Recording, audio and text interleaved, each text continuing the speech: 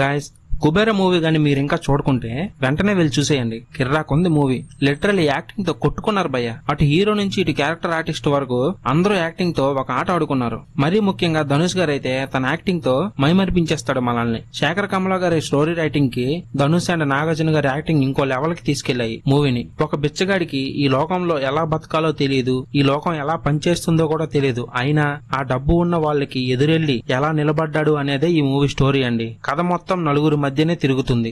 ఆ నలుగురు తమ తమ పాత్రలకు సరిగ్గా న్యాయం చేశారని చెప్పాలి. విలన్ గా చేసిన ఆ హిందీ యాక్టర్ ఎవరో కానీ క్లియర్ గా తెలుగు మాట్లాడుతూ ఎంతో ఎక్స్పీరియన్స్ ఉన్న నాగార్జున గారిని కూడా డామినేట్ చేసేసాడు. డబ్బింగ్ తను చెప్పకపోయినా సరే డైలాగ్స్ కి తగ్గ లిప్సింగ్ ఇస్తూ బానే ఆకట్టుకుంటాడు మనల్ని. అండ్ కొన్ని చోట్లలో శేఖర్ కమల గారి స్టోరీ టెల్లింగ్ ఎక్సలెంట్ అనిపించిందండి. ఏంటి మనం 3.5 గంటలు సినిమా కోసం కూర్చున్నామా, అసలు బోర్ కొట్టలేదా అనే స్థాయిలో ఉంటుంది మనం మూవీ చూసి వచ్చేసిన తర్వాత. అయినా మాసు గీసు అనే సినిమాల్ని చెడగొట్టే రోజుల్లో కూడా శేఖర్ గారు ప్యూర్ క్లాసిక్ మూవీస్ తీసి మనల్ని ఎంటర్టైన్ చేస్తున్నారంటే నార్మల్ విషయం కాదు. అది కూడా 3 గంటల 15 నిమిషాలు ఉన్న మూవీతో మనల్ని ఇంత ఎంగేజ్ చేశారంటే గ్రేట్ అనే చెప్పుకోవాలి. నేను చూసిన షోలో అయితే మూవీ మొత్తం పిన్ డ్రాప్ సైలెంట్ గా చూసారండి ఆడియన్స్ అందరూ.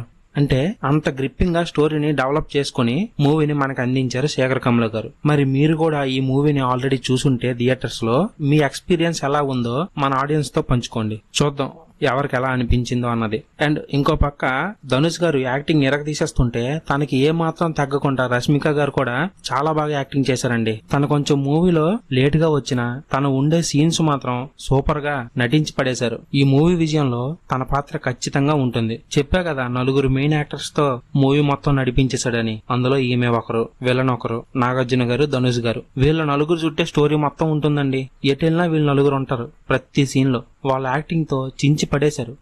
కొన్ని సీన్స్ లో ధనుష్ గారిని రష్మి గారి క్యారెక్టర్ తిడుతూ ఉంటుందండి. అక్కడ భలే అనిపించింది. అటు ఎక్కువగా కోపం చూపించలేదు పిచ్చగాడి మీద, అలా అని జాలి చూపించట్లేదు. తన వల్ల ఇబ్బందులు పడుతూనే ఉంది. ఏం చేయాలో తెలియని స్టేజ్ లో కోపం వచ్చేస్తూ దాన్ని తగ్గించుకుంటూ చాలా బాగా యాక్ట్ చేసింది.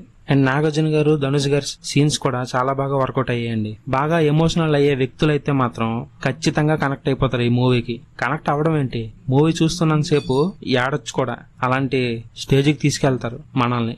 అండ్ మైనస్ పాయింట్స్ చూస్తే కొన్ని సీన్స్ మనం ఆల్రెడీ చాలా మూవీస్ లో చూసినట్టు ఉంటాయి, కానీ పర్వాలేదు, యాక్సెప్ట్ చేయొచ్చు. ఎందుకంటే ఈ స్టోరీలో అలా మనకు తెలిసిన సీన్స్ పెట్టకపోతే మనం పెద్దగా రియాక్ట్ అవ్వము. ఎందుకంటే అటు గురించి మనకు తెలిసింది లేదు, అంటే డబ్బు ఉన్న వాళ్ళ గురించి మనకు తెలిసింది లేదు, ఇటు బిచ్చగాళ్ళ గురించి కూడా మనకు అంత తెలిసింది లేదు. అందుకే ఈ రెండు కనెక్ట్ చేసి డైరెక్టర్ గారు తీసిన విధానం అయితే ఎక్సలెంట్ అని చెప్పుకోవచ్చు. అయినా ఈ ధనుష్ కి ఇలాంటి క్యారెక్టర్ ఒప్పుకోవాలని ఎలా అనిపించిందో కానీ మెంటల్ ఎక్కించేశాడండి. సరే, మరి నాకైతే మూవీ చాలా బాగా నచ్చిందండి. మీకు కూడా అలా అనిపిస్తే కింద కామెంట్ సెక్షన్ లో మీ అభిప్రాయాలని తెలపండి.